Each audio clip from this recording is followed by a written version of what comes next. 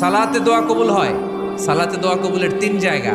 একটা হচ্ছে তাকবীরে তাহরিমার পরে আমরা সানা পড়ি না, আমরা তো একটা পড়ি। আল্লাহর হাবিব সুন্নাহ এবং নফল নামাজে আরো পড়তেন সানা, ওই দোয়া কবুল হয়। 2 নম্বর জায়গা সালাতে সেজদায় পড়ে দোয়া করলে কবুল হয়।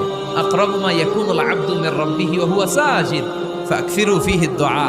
বান্দা যখন সেজদায় লুটিয়ে পড়ে, বান্দা আল্লাহর সবচেয়ে কাছে চলে যায়। কিন্তু বিশ্বনবী বলে, সেজদাটা তোমার রবের কুদরতি পায়ের উপরে পড়েছে। সেজদায় পড়ে দোয়া করেন। সালাম ফিরানোর আগে বিশ্বনবী দোয়া করতেন, লা ইউসাল্লিমান্না আহাদুকুম হাত্তা ইয়াতাআওয়াযা মিন আরবা'a।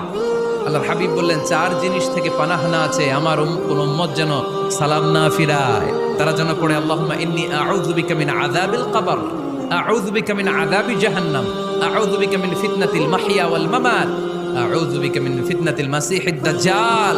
আল্লাহ কবরের আযাব থেকে বাঁচাও, আল্লাহ জাহান্নামের আগুন থেকে বাঁচাও, আল্লাহ জীবন